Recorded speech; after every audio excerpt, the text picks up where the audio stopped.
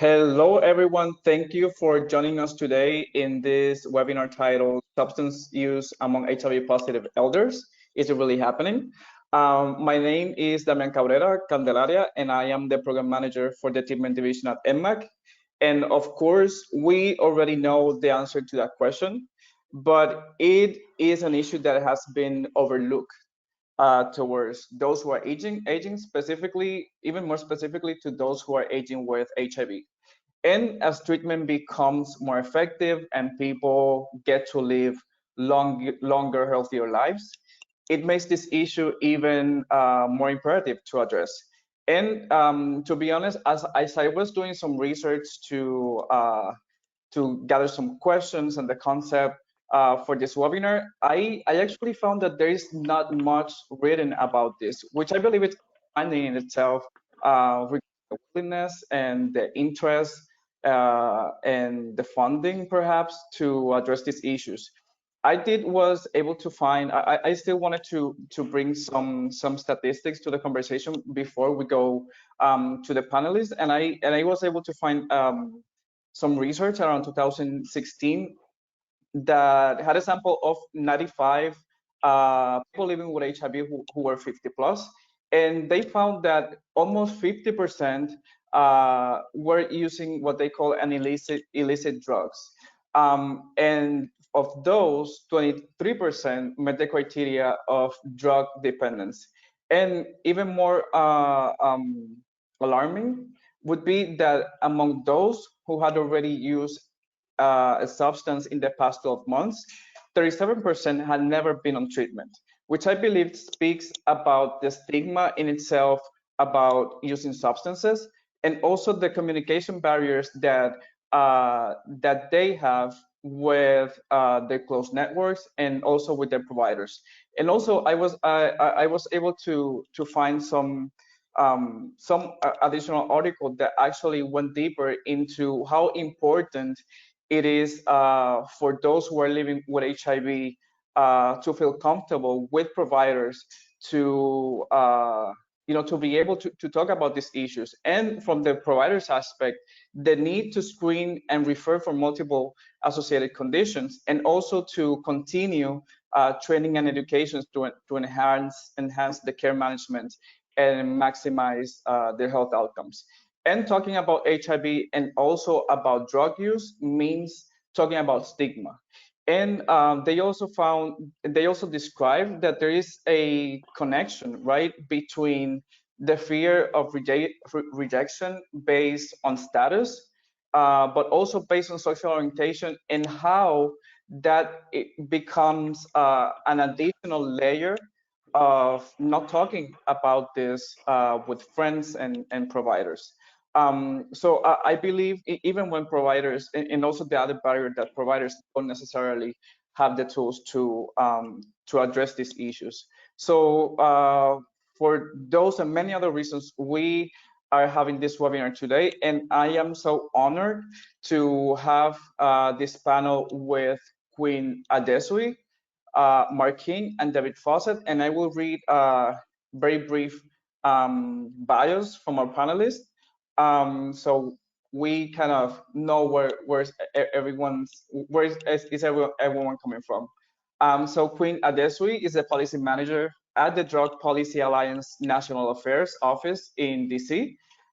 She's a first-generation Nigerian American alumna from Georgetown University, and her work has focused on drug decriminalizations, starting from a racial justice focus. With her work, she has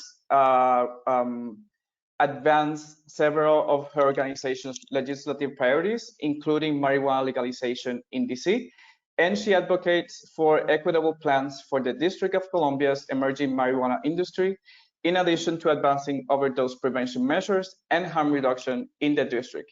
And today, Queen will be giving us some background on the war on drugs and the criminalization impact on substance users. And we are also having Mark King, who has been recognized as the 2020 Journalist of the Year by the National Lesbian and Gay Journalists Association.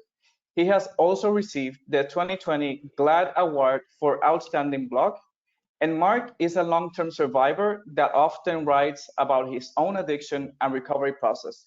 And in 2008, Mark appeared in the documentary Meth while still being a user. I am more mindful of my disease of addiction than my HIV disease, he has said, because my addiction is much more likely to kill me. Mark will talk from his experience as a user in recovery while exploring the intersections of HIV, stigma, and ageism. And David Fawcett will bring to the conversation the clinical side of addiction, as he is a therapist and a sex therapist. He is the VP for clinical programming at Seeking Integrity, which develops and operates treatment programs for sex, porn, and chemsex addiction. He is the author of the award-winning book Lost Men and Meth: A Gay Man's Guide to Sex and Recovery, and he is also the host of a weekly webinar called Addiction Q&A and a podcast series called Sex, Love, and Addiction: Healing Conversations for Gay, Bisexual, and Transgender Men. And for those who are interested, you can reach those at www.sexandrelationshiphealing.com. So now I leave you with the panelists, and at the end we will have a Q&A. So everyone that is watching, if you have any questions, please put them in the question box as they arise, and we will make sure we cover them at the end. Thank you, and welcome to the panelists. Thank you. Thank you for that introduction, Damian, and thank you to my fellow panelists. I'm really excited for this conversation. And I'm appreciative of everyone who's on this webinar and seeking to learn more about the war on drugs and its impact on our people. And I'll just start off with a quick overview of, just the history of the war on drugs and what it means now and its impact on our people. So actually this year marks the 50th anniversary of when Nixon declared the war on drugs. And decades later, all we've seen for it really is mass criminalization, deportations because of drug possession, people who have families separated, just decades of harm that is hard to measure. But I think one of the most difficult things to really settle with is the fact that the war on drugs really was not born from a real interest in addressing a public health issue. It really came out of xenophobic and racist political kind of intentions, really to oppress people who have been yelling out around civil rights and anti-war sentiments decades ago. And since then, we've only seen money being funneled into enforcing failed drug laws that don't actually center health, especially health in a way that's dignifying to the people who actually may need help. And I think one understated statistic and data point that I really love to bring up when I'm doing conversations like these is a data point that comes out of Dr. Carl Hart's research, which shows that the majority of people who use drugs, illicit drugs, and this is beyond marijuana, the majority of people who use drugs use it in a way that is not problematic to them or others. It's actually a small minority of people who suffer from the impact of drug misuse. And it's our approach to drug use that actually exacerbates the harm of drug use, if that makes sense. Like our commitment to punishing people because of their drug use gets in the way of efforts to actually save people's lives and reach people where they are. And I think that's why it's critical that we actually talk about harm reduction and the principles of harm reduction and what that means in practice. Because harm reduction, in definition, is reducing the harm of any given situation. It's a principle of life. It can be used beyond drug use, but in the context of drug use, it means getting people sterile drug use supplies.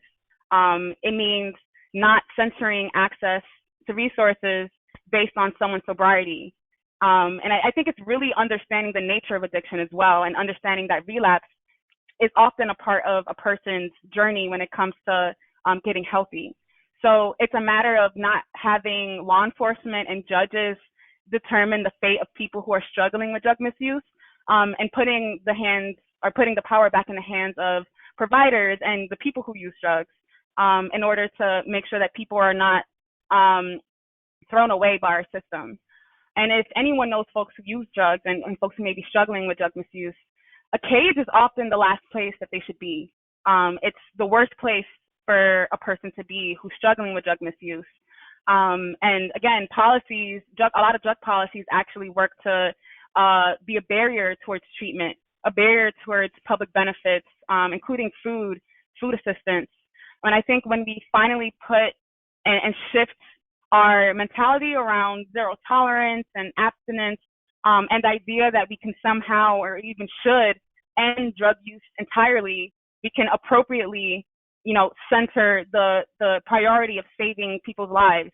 Because the overdose crisis that we see now and that's worsened by COVID-19 is one where people are accidentally dying. And these are deaths that are preventable. So, I think in this conversation, I'm hoping to get out of, and I'm hoping to leave upon the folks who are watching that, we have a lot of work to do as a culture to change stigma around drug use. But policy-wise, there are tangible policy recommendations that will systematically shift just how we are approaching drugs in this country and how we're exporting kind of our drug war policies across the world, actually. If I'm thinking, about how, for example, in the Philippines, we see President Duterte, literally slaughtering people just for being associated with drugs. When we can finally really shift how we think about drugs and think about people who use drugs, we can finally see people's humanity and, get rid of the often arbitrary barriers to, accessing treatment options. People should have access to all kinds of treatment options because there are options. And one more example before I pass it off to my fellow panelists, just to jump in. When you consider how, medical cannabis can actually be helpful for not only people struggling with addiction, but people living with HIV and other chronic conditions, it's sad to see that our government oftentimes our policies are standing in the way of people's autonomy and their ability to actually have real conversations with their doctors about what might be best for them. So I'm really looking forward to this conversation, and I hope I can continue to add here.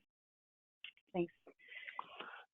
Thank you so much, Queen. My name is Mark, and as he explained earlier, Damian explained, I am a long-term survivor. I'm a long-term drug user and sometimes a drug addict. I am having these aha moments just listening to Queen in the last couple of minutes. I really am, in terms of how I present my story, how I've gotten conditioned to present my story as a person who did drugs and became a drug addict, and how wrapped up it is in shame, and how I've always felt as if I needed to tell you why I did drugs, as if there needed to be a reason, because there are good reasons and there are bad reasons. You know what I mean? In other words, now you're making me question everything, Queen, and that's good. But I will tell you this: I am a long-term survivor. I have always kind of followed the. I'm obviously a cis white gay man. And so I have followed kind of the trajectory of drugs in my community throughout my life. I'm a joiner. And so I drank in the 70s, I did cocaine in the 80s, I did dance floor drugs in the 90s, and then as the 2000s came around, I discovered crystal meth. And for much of that time, I see my drug use as manageable. And that's not something that I would typically say, because my story has always been centered around my addiction and what happened and when it got really bad. And I forget that, or maybe I dismiss the fact that in the 80s, for instance, drugs were very much a coping mechanism for me. I lived in Los Angeles. Everyone was dying of AIDS. All my friends were dying. I was going from hospital room to memorial service, and I was trying my best as a person in their 20s who had never faced mortality before to cope. And so there was cocaine. And I remember specifically having Xanax in my glove compartment of my car, or Quaaludes or whatever it was at the time, and taking them out and taking them on the way to the hospital to see the latest friend. And those weren't prescribed. It was a matter of coping. And again, my recovery story wants to somehow judge that. And now Queen is making me maybe not be so judgy of myself. And then my drug use kind of waned as I I became more involved in AIDS leadership, and I became, the head of an organization, and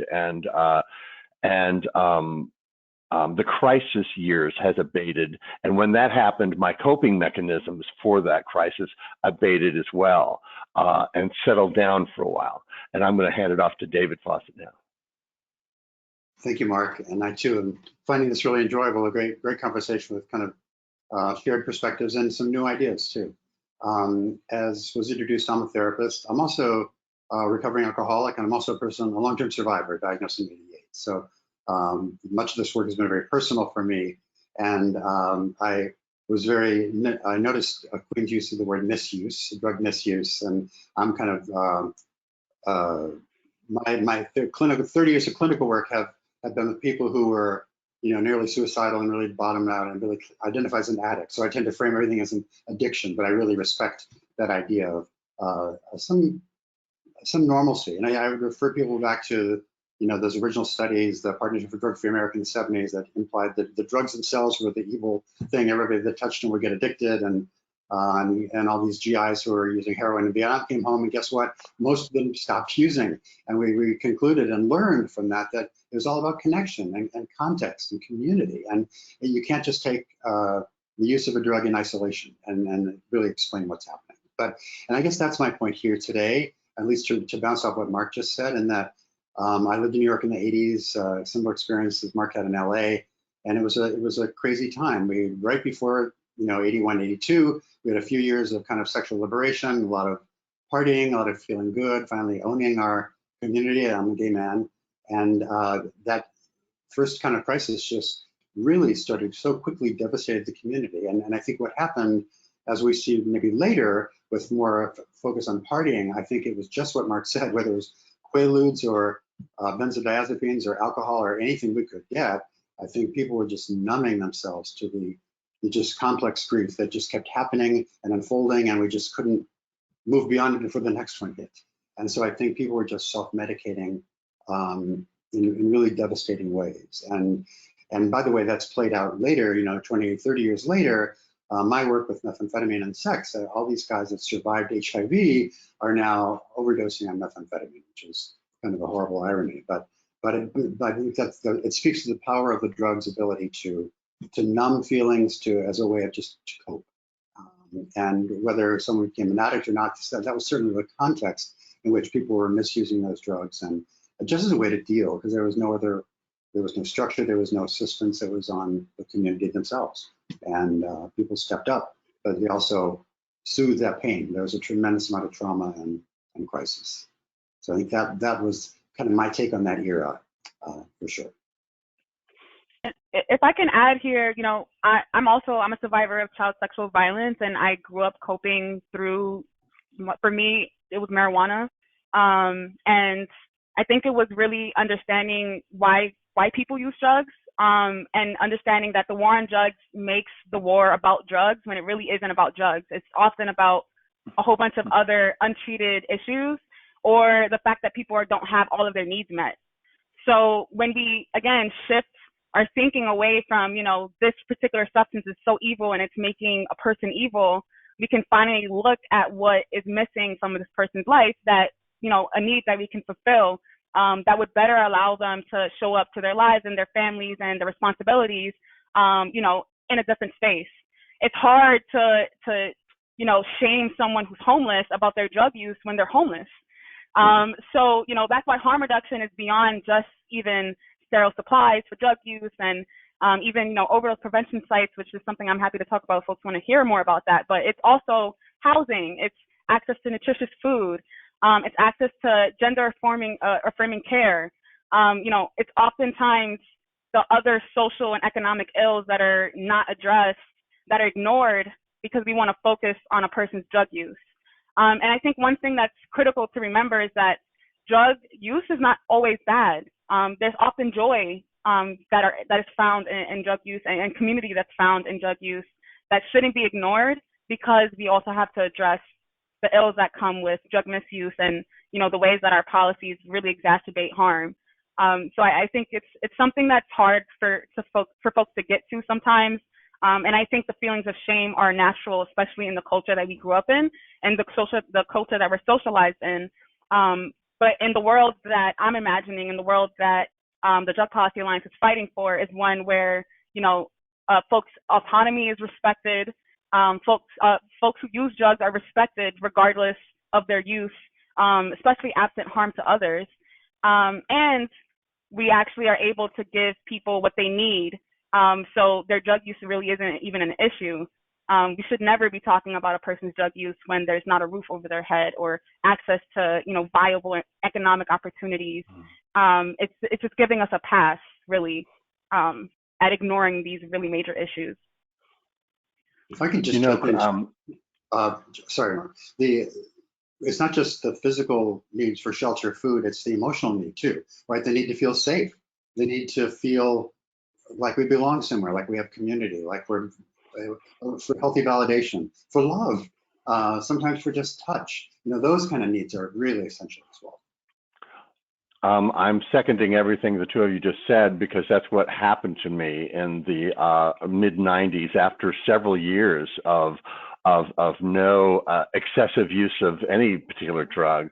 When new drug therapies came along, and especially for, you know, the 50+ group here at NMAC that we're kind of addressing, people who are over 50, long-term survivors like me, I know a lot of them relate to this, and that is that when the new drug therapies emerged in 1996, something about it, and when I realized for once I was going to live through this, that it seemed likely that I was going to have a normal lifespan, or at least the threat of mortality wasn't hanging over my head anymore. And I started looking over the last 15 years of my life where I had been so afraid of my own mortality and dying when that was kind of lifted, and I looked around, got out of the foxhole and looked around, I'm like, wow, I'm missing out. I look at all those years that I missed somehow. I had this sense of AIDS having robbed me of vital years in my 20s, my 20s and early 30s. And I had a real sense of, I wanted to find my tribe again. I wanted to feel sexual again. I wanted to feel strong and desirable, and I wanted validation, and I wanted all of those things. And so I went to the dance floor, and I went back to the clubs, and I got a trainer, and I did maybe more steroids than is maybe healthy. And I did more than a lot of things that was probably healthy. And what I discovered is I did discover a community. I will say that during those dance floor drugs, I had some really spiritual experiences. Okay, I mean, like, I had a blast, and I was on the dance floor with community, and I experienced joy. Pure joy in a way that I hadn't allowed myself to feel in so long, and I loved it, and I'm going to take Queen's advice and not allow myself to shame myself for that time, and to say that it was something that my spirit needed in a way. The problem became when I allowed a deep addiction to develop that was beyond that sense of community, that was beyond that. And because meth became part of that, and that was kind of the drug that took me down. And I will say, I want to mention that when this addiction happened and suddenly I was hurting myself, I wasn't helping myself anymore. I was starting to hurt myself. And I had a provider, a healthcare provider, my primary care physician, gay man, and I say this with love. He was completely unequipped to deal with me. He didn't know how to diagnose me. He didn't know how to ask the right questions. And I'm not blaming him. I'm just making an observation. The observation was I was in deep addiction, so much so that my blood test results would come back invalid. They couldn't do a CBC test on my blood because there was so much meth in it. And I remember that conversation. He didn't know the questions to ask. He would say to me, "Do you think maybe you might be having a problem?" I said, "Oh, I don't know what you're talking about," and that ended it. That was it. In other words, he didn't have the right training, and he was, again, a gay person. And I'm not blaming him. I'm just saying that I was in an environment, even with the privilege I have, even with the healthcare provider and the health insurance, and a health insurance that would have paid for me to get treatment somewhere. I had a health provider that was completely unequipped to know what to do with me. And that began a real period where I dropped out of life, of my HIV activism, of my doctor appointments, everything. And that became like a dark period of really unhealthy, unhealthy few years for me. No, I think, David. Yeah, that's just so true. I was struck, Mark, when we said kind of that explosion of relief in a way, right? From the, I remember too, when the protease inhibitors came out, and it's just everything had changed. And there were still, of course, complications. People were still dying, but the mortality really modified itself quite a bit. And people were just so hungry to have a little life again. And how many people had spent up their credit cards and used up all their money and thrown away their careers and all that stuff to survive, other than South Florida, and everybody came down to Lauderdale and Key West or Palm Springs to kind of to wait out their last few months, and suddenly they weren't going to die anymore. And there was this kind of confusion. But I think that need to celebrate, and along, of course, came meth, started to become really popular then, along with Viagra, ironically. So those happened, but I think from a therapy point of view, people were kind of skimming over all the deep issues that were still there, right? All the trauma that went through of living through those 10 years, all the pain, what we call complex grief, the multiple losses. And I think just people kind of got distracted by feeling good. And again, I can't blame people. I don't want to shame them. And from a therapeutic point of view, shame is a totally useless and kind of toxic emotion. It does no one any good. But I think we need to kind of, that's unsustainable. If we keep kind of artificially medicating ourselves away from some of that trauma. In other words, I believe a lot of the use then was not just fun and recreational and pleasurable, but self-medicating in a really serious way. And then I don't know, do you want to interject anything, Queen, before I finish up? Yeah, no, I think that the thing that both of you are speaking to is also about how it's important that providers and medical schools are doing a better job at actually teaching our future providers and current providers about what it means to work with a person who uses drugs and might struggle with other co-occurring issues. It's unfair to, be living through the experiences that people are often living through when they're misusing drugs, to have a provider and then have one that can't really see you and dignify you and then offer you appropriate options that might help you handle your drug use, separate from, again, oftentimes people are just kind of coerced or forced into ending their drug use, promptly, which can be complicated depending on the substance that you're struggling with. Prompt, ends of use can be even more disruptive to your health than anything. But I think, what we're really speaking to is a shift, again, in culture that is going to take place systematically in our healthcare system in order to really actually increase the quality of life that people are living, and then prevent accidental deaths from people who are using and are not intending on dying from their use.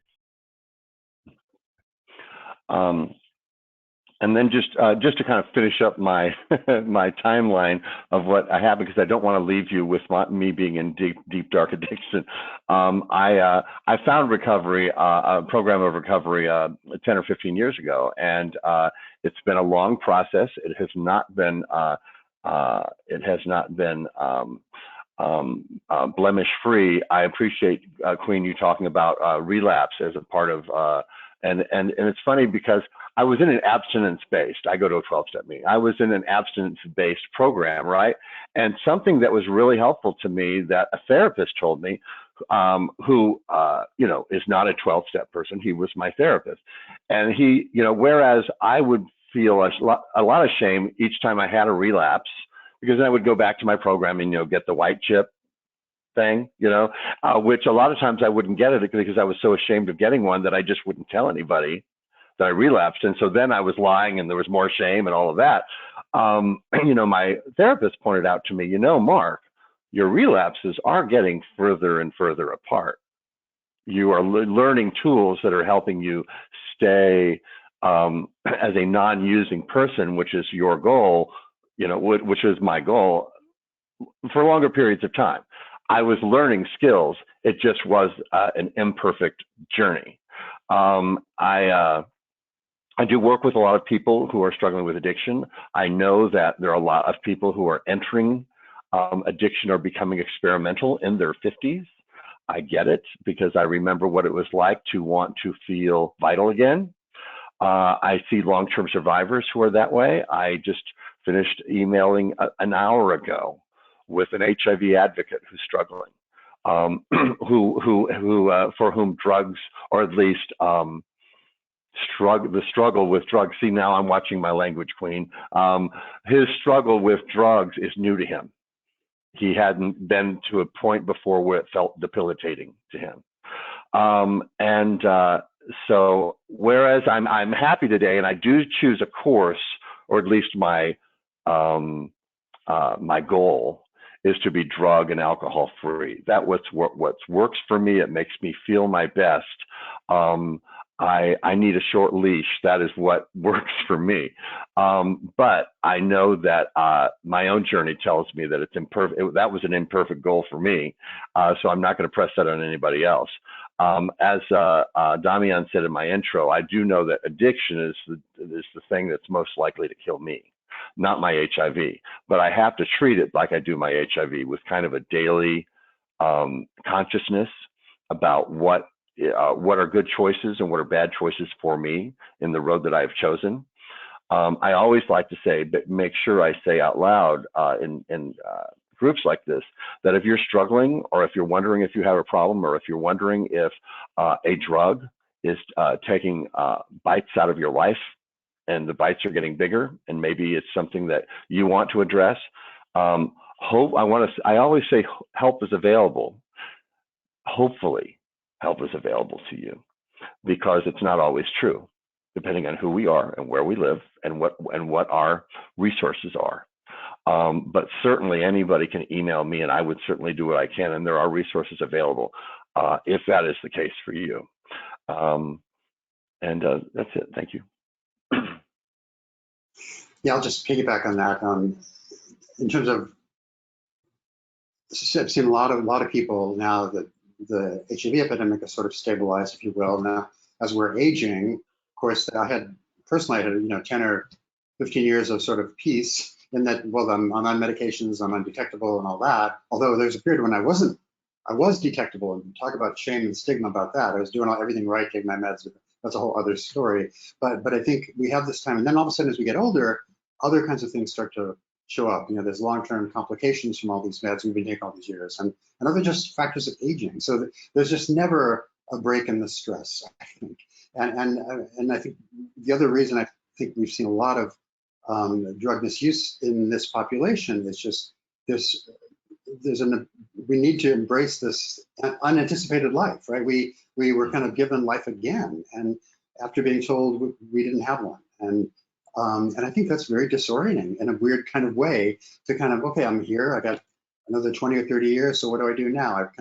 Everything's gone from the past. It's a very strange place to be in. So I think there's just never a break from needing to have tools to use in that purpose. And I just wanted to talk about harm reduction, because I'm, as most people know, I've worked mostly with methamphetamine, which is a pretty extreme and powerful drug. And I don't know too many people that see me by the time they get to me that are social meth users. But I think I want to just emphasize the importance of harm reduction with methamphetamine. And a lot of people go, huh, how is that even possible? But there are so many people right now who are questioning or undecided or just want information or trying to control their use, for whom coming in and just starting to have a conversation about this and being told you just have to stop. They're just going to probably turn around and walk out the door. And so I think we're actually doing more harm to people who may then miss the opportunity to have an intervention scaled to where they're at. And it may be just information. Okay, tell me about your problem, or what you think of as a problem. How could you improve it? And as Mark just said, that beautiful example of, well, your relapses are getting farther and farther apart. One of the benchmarks I use with my own clients is your relapses are getting shorter and shorter and shorter. I have a client who may go out, but he's out for half an hour and he comes back. I mean, that's a huge improvement. So I think there's a real role for harm reduction in this conversation. I think the dominance of some of the addiction model in this country, especially around the issues of amphetamines, I think really has done a lot of harm to people. So I'm really open to this whole broad spectrum of interventions, depending on who you are and where you're coming from and what you need. If I can just add here too, really amplifying what both of you are saying, and also just acknowledging that, like, first, the 12-step program, abstinence-based programs, like, that is all inclusive of harm reduction as well. For some people, that works. So, like, that should be available for people, especially for folks who know that that's the kind of structure that they need and want. But, that shouldn't be the center of all policies, and relying on that kind of structure to address everyone's, all people who are struggling with drug misuse. That shouldn't be the case. We see cases where people are thrown out of treatment facilities because, there's a ban on smoking cigarettes and they smoke cigarettes. It's just unfair to use those kind of measures, and, kind of using treatment and health as a stick for people who use drugs. It's not dignifying to do that. It also, again, throws people away when there is a chance of actually helping people. And I think it's going to be critical moving forward as we work to really end, the harms of the war on drugs. It's going to be critical that we can actually change how we think about drug use and change our language.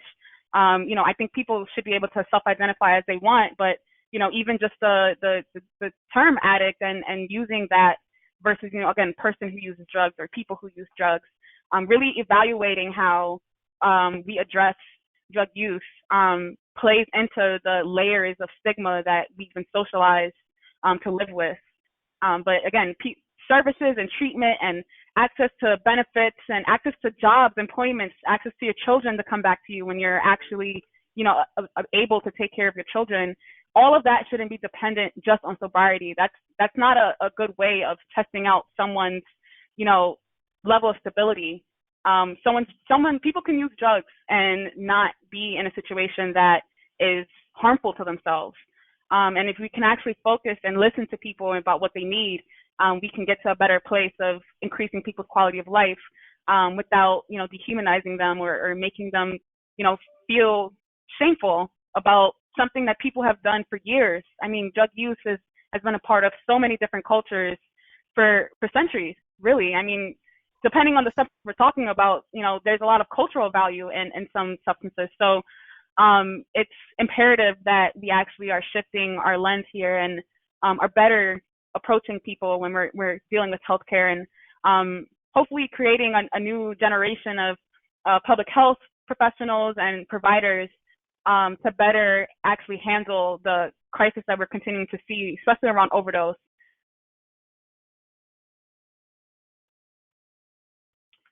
I'll just say one thing, just to remark on how the intersection of the coronavirus epidemic or pandemic with all this, because just as a mental health provider, I've seen just this tremendous uptick in not only overdoses, but overall use in general, and a lot of the consequences. And I think it's really just a powerful example of that, how we need connection, we need each other, we need dignity, we need acknowledgement, we need contact. And I think we're really suffering in this. And I have a feeling that it's compounded with the population we're talking about today, because as people get older, there tends to be more isolation. People are maybe not as mobile. I get around, but I would call it pretty crippling neuropathy. I mean, it's hard for me to walk, and I know that I share that with a lot of other people, and so mobility is an issue. So I think there's all these limiting factors that we really need to kind of, it's certainly not a one size fits all. And that's why I really appreciate what you're saying, Queen, because we need to really adapt and take people where they're at and meet their needs as best we can and provide them the support they need, for sure.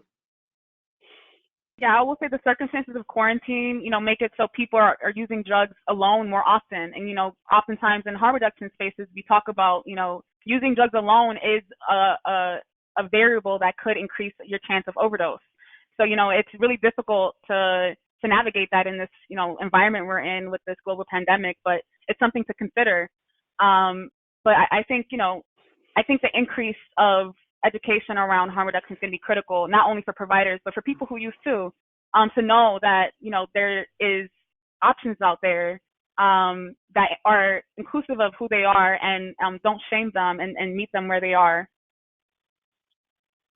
I think just a quick policy example of how this plays out, last December, we successfully passed drug paraphernalia decriminalization, which was removing criminal penalties for the possession of drug paraphernalia, and also giving community-based organizations the ability to distribute sterile drug supplies, which, previously was a crime. And this is specific to the District of Columbia. But, we have to articulate the real barrier, especially for community-based organizations who are, in the community, engaging with people who use drugs, people who need sterile supplies to use, how our laws inhibit them from doing that. In the middle, at the height of our overdose crisis in DC, where we saw fentanyl really just completely ruining the supply in DC, and we're seeing, people dying left and right, we have to, argue for drug testing kits and fentanyl testing strips, which, should be obvious why a person might make use of that, especially in a crisis where fentanyl is out of nowhere entering the drug supply. It's something that is an obvious public health measure to allow for people who use drugs to be able to test their drugs and know what's in their supply. I think the eventual world that I'm envisioning is a world where people can get access to safe supplies of drugs that they would like to use. So it's not adulterated, so people know what they're using and can use in a way that's safe.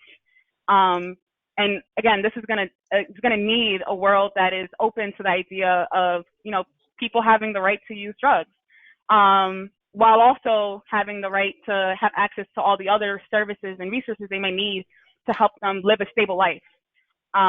And someone's drug use does not mean their life is unstable. Someone being caught in possession of a needle does not mean that they automatically need treatment.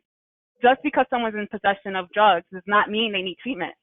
But people who need treatment and want treatment should be able to get it. So we're in this, weird dynamic where, drug charges immediately kind of make people forced into treatment.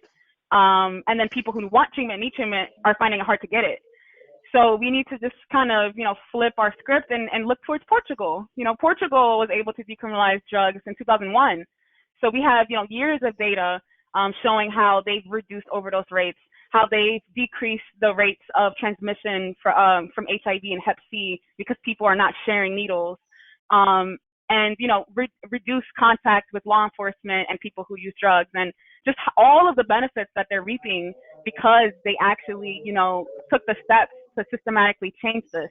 I think in this country now, because the overdose crisis has in a lot of ways been rebranded or rethought about, because it's now being perceived as an issue that impacts suburbia and middle and upper class folks and white folks. And, policymakers are doing more of a empathetic, compassionate dance when it comes to talking about people who use drugs, but that still hasn't really translated into policy change.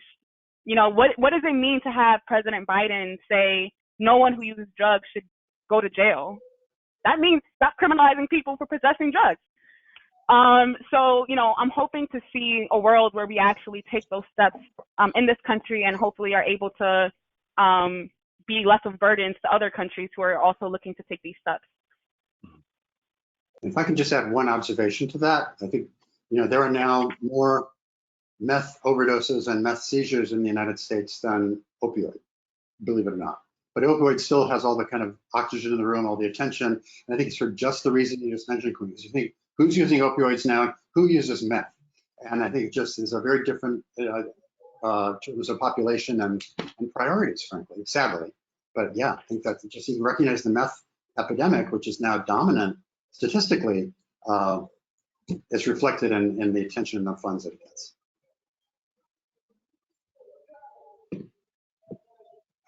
Damian's come together. Yes. Yeah, I see. I don't want to interrupt, but I do have a question before we move on to to the questions from the audience. And first of all, I would like to thank you for your time, your expertise, and for sharing your experiences. Has been really enlightening to me.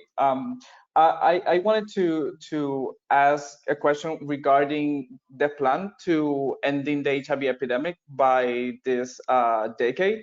I would like to ask you, Queen, what do you think the role is on the legalization, decriminalization of substances to achieve this goal of ending the HIV epidemic? And also for David and Mark, to those who are watching that come from either the community or community-based organizations, how can they start addressing these communities, and how can they start talking about substance use together in the intersections with HIV?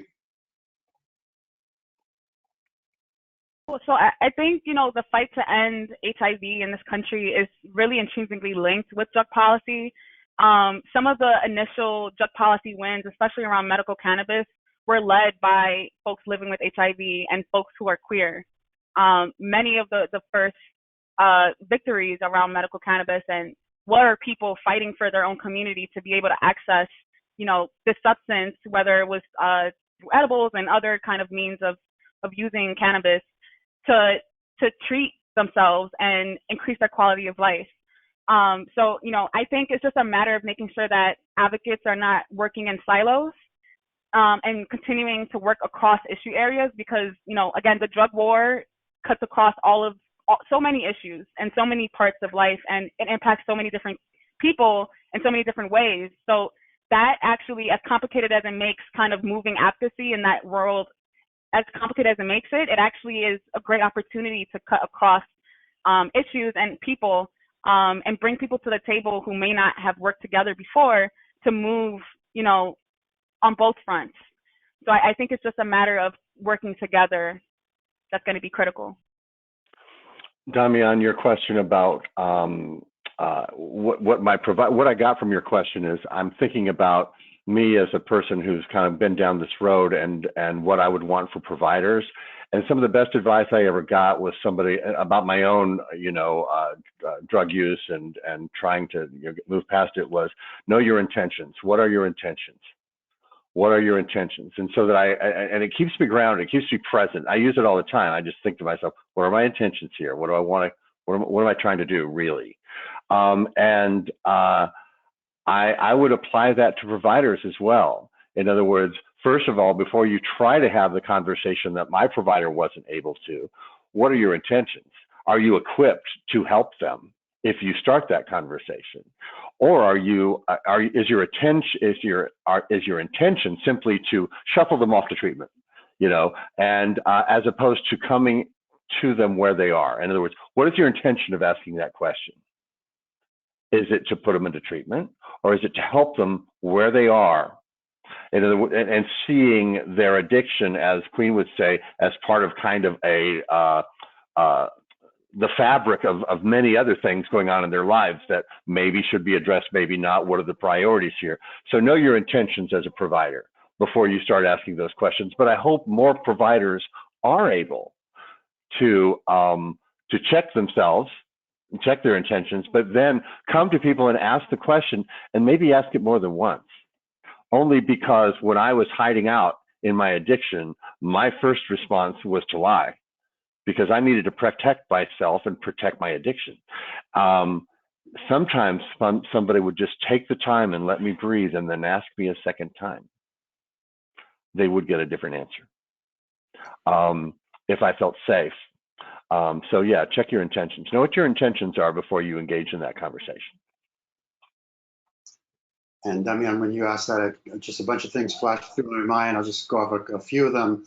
One, I think we need to destigmatize the whole process. I think that requires a lot of supervision and training of staff, because staff bring in all their own biases and ideas about the clients they serve, unfortunately. And I think it takes kind of a lot of awareness building and education, frankly, of both the community and the staff.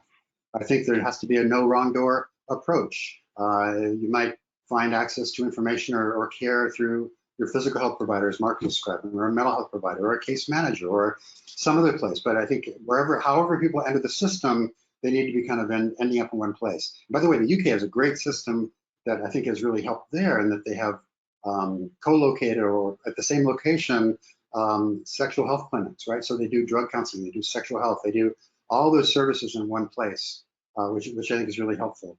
I think we need a range of approaches, like we talked about today. So everything from harm reduction to treatment, or at least the ability to refer if need be.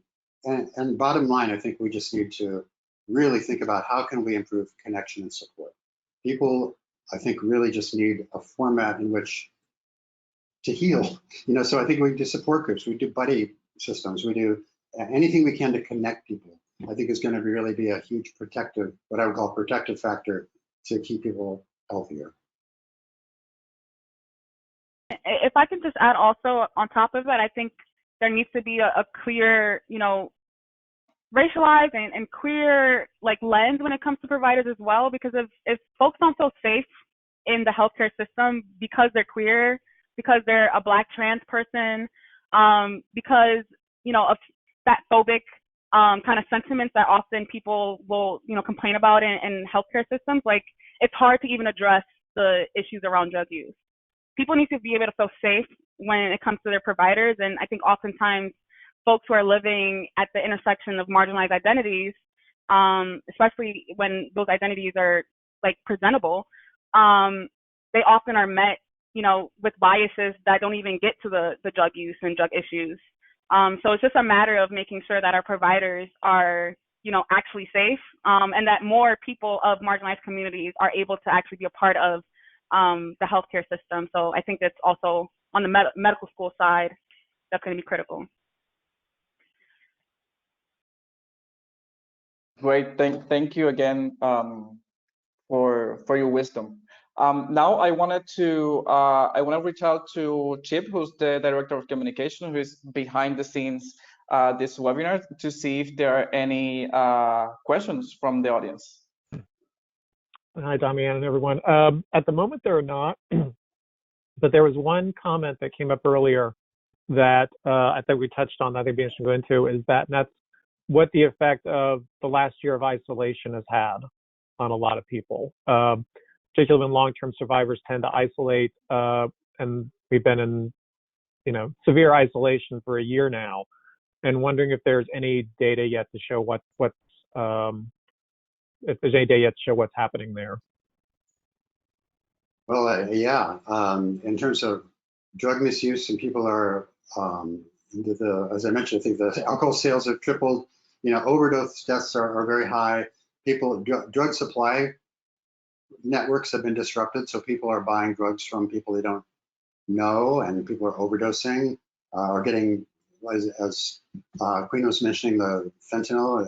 Just the availability of test kits like that would be really helpful. So people can't get their drug of choice, they're getting something else, and they're not used to taking it. So I think there's a lot of, everything's been kind of disrupted, and people have an even more kind of urgent need, I think, to self-medicate, if you will, some of those feelings. So I think it's had a dramatic effect. There's a disturbing statistic in some of the overdoses that a significant number of them appear to be suicide, not accidental. Let me put it that way. So, and suicides are way up for a lot of people, and so I think there's a depression by every metric. It's been really devastating for people. And frankly, as a health provider, I'm worried about what's next, even after the virus kind of calms down. I think I'm talking to clients who are now kind of agoraphobic. They're not sure how they're going to re-engage. A lot of their friendships have kind of fizzled away, and so they're kind of in this very different spot that seems to have a little bit more of a permanent quality to it than I would want. And so I think we haven't even begun to see some of the problems and how this is going to unfold, I'm afraid.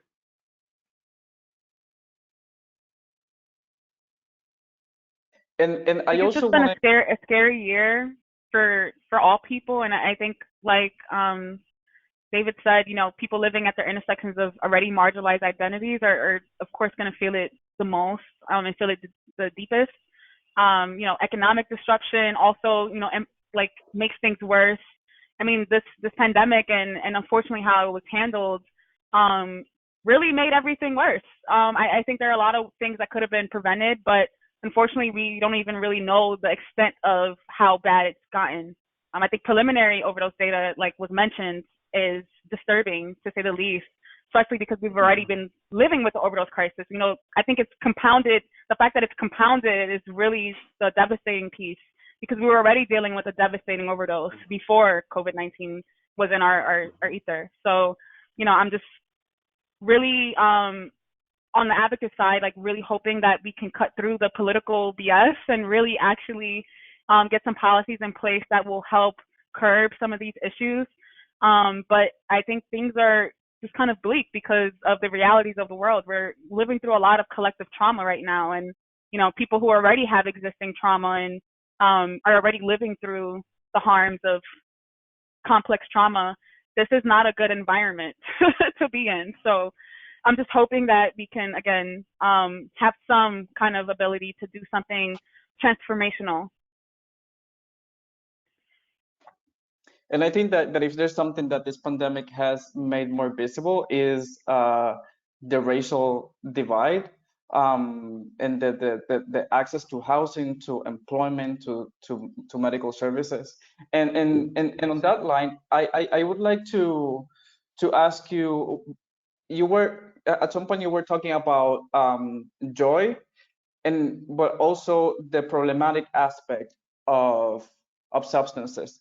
And what came to my attention, to my mind, was there has been some campaigns regarding chemsex and HIV and prevention of HIV. So I would like to receive your input in terms of how do we reach middle ground as organizations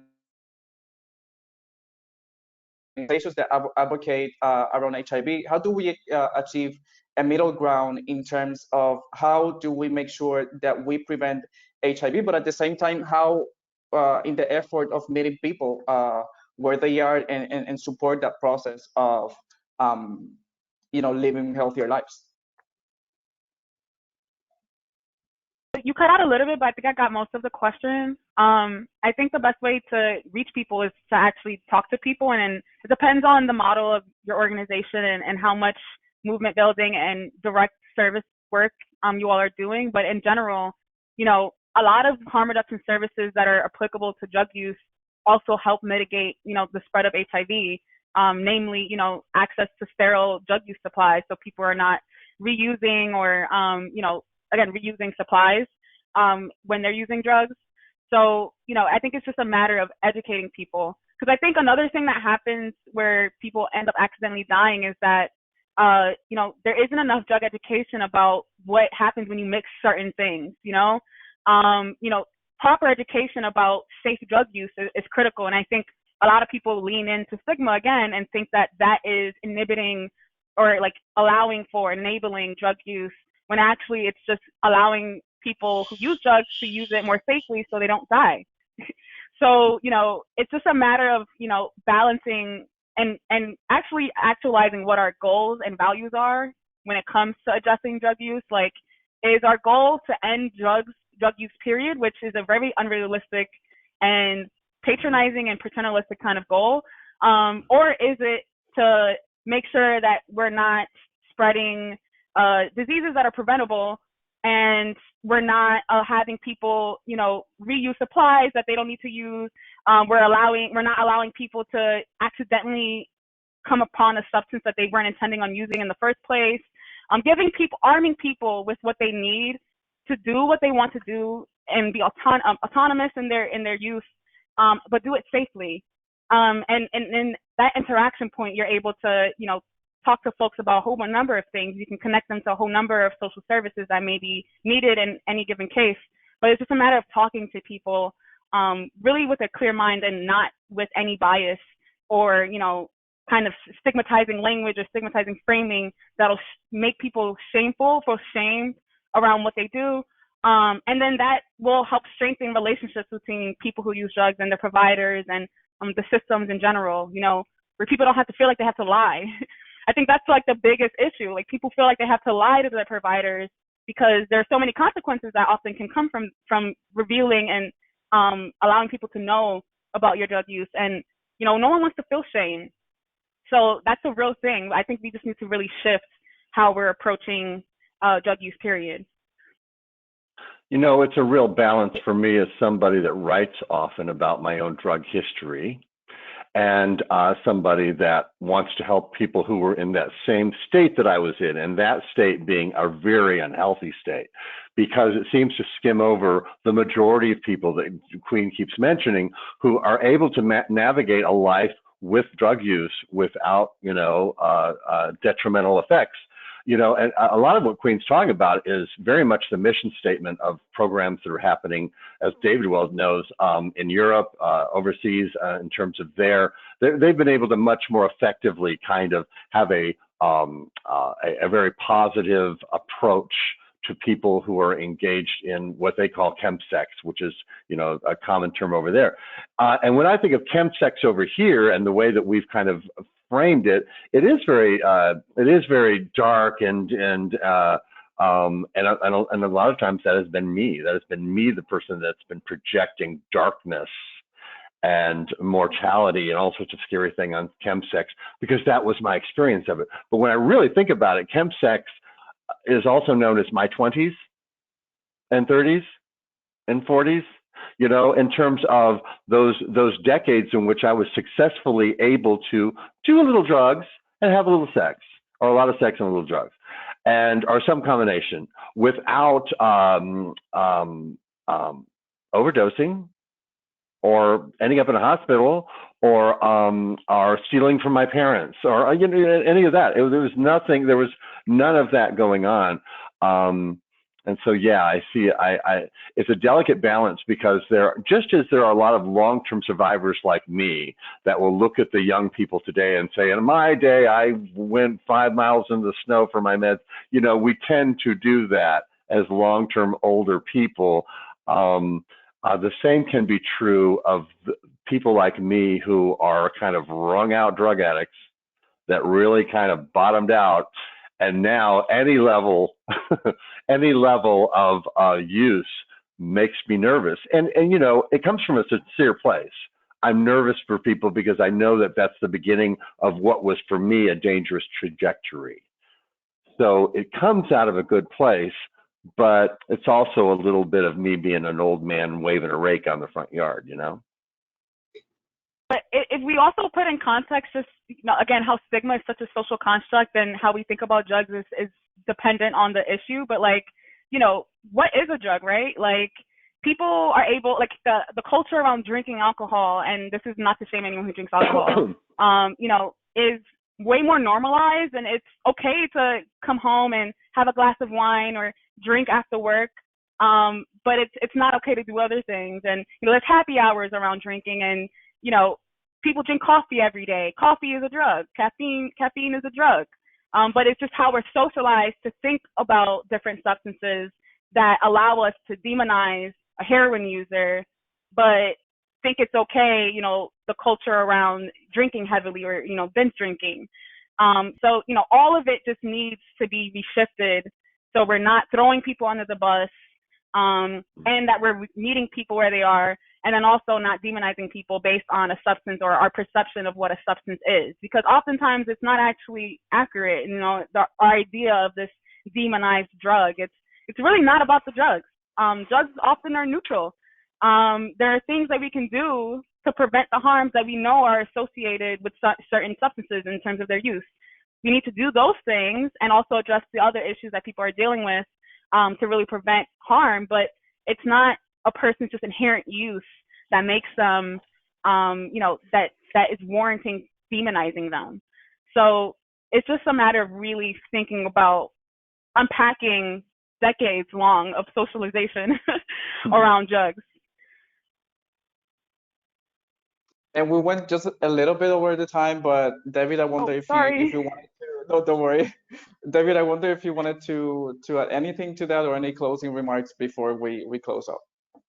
Yeah, I agree with what's been just said. I think it's we all have our perspectives, right? And we've been very indoctrinated in, especially as we get older. I have a rake also probably in my front yard. So yeah, we get ingrained, and our experiences kind of inform what we do. But I think keeping that open mind and being teachable, and really looking at what's working, what's not.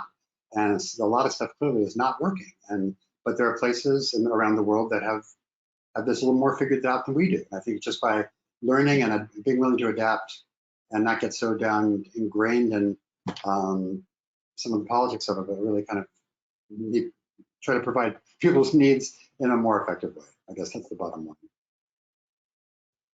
Awesome. Again, thank you all very much for your wisdom, and this was really enjoyable experience and a learning experience for me. So I hope it was the same for everyone that's watching.